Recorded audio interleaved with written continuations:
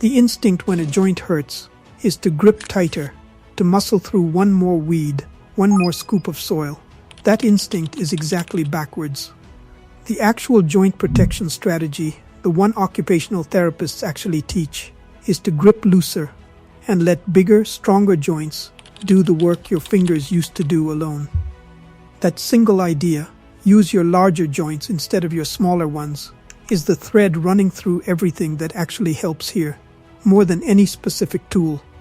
Start with how you hold a tool at all, since this affects every task in the garden. A traditional trowel forces your wrist to bend and twist, called pronation, and relies almost entirely on small finger and thumb muscles for grip strength, exactly the joints arthritis tends to hit hardest. A vertical or upright handled trowel changes the geometry entirely, keeping your wrist in a neutral, straight position and shifting the actual work to your elbow and shoulder instead. Handle diameter matters more than most people expect to. Research in the Journal of Hand Therapy found the ideal handle diameter sits around 1 1/3 inches, and there is a simple way to check this on any tool you already own. Close your fingers toward your thumb as if making a loose fist.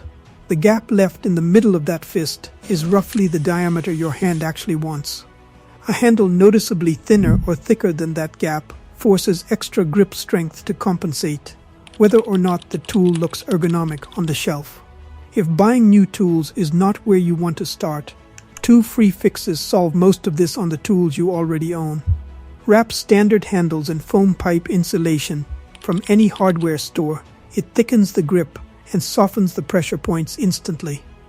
For smaller handled tools, cut a slit in a tennis ball and slide it directly over the handle. It adds both cushion and a wider surface to grip. The second area is reducing the actual force a task requires, rather than just changing how you hold the tool doing it. Ratchet, pruners, and loppers are the clearest example. A small mechanism inside multiplies your hand strength through the cut.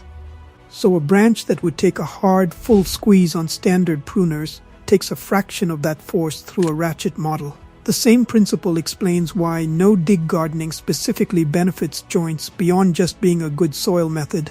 Eliminating the annual digging and turning removes an entire category of repetitive, high-force motion from the season. Battery-powered trimmers and cultivators do something similar for repetitive cutting and loosening tasks. One caution on power tools specifically: sustained vibration from gas or high-vibration electric tools has been shown in research to reduce grip strength the longer you're exposed to it. So pair any power tool with padded gloves, rather than assuming battery-powered automatically means joint safe. Watering is its own category, mostly because a full watering can is simply a heavy, awkward weight that most people lift dozens of times per session without thinking about it as a joint task at all. A lightweight coiled hose solves the weight problem directly, and a hose end with a contoured spinning connector, the kind that carries an Arthritis Foundation Ease of Use certification, means attaching it no longer requires the same twisting wrist force as a standard threaded connector. Better still, a drip irrigation or soaker hose system removes manual watering from the routine almost entirely, quietly eliminating one of the most repeated physical tasks in the entire garden. Timing the work itself is a joint protection strategy too, not just a comfort preference. Joints affected by arthritis are often stiffest first thing, after waking or after sitting still. So a few minutes of gentle stretching before picking up any tool, and choosing a cooler part of the day over the hottest, most swollen hours of afternoon, both measurably change how much force a joint can comfortably produce that session.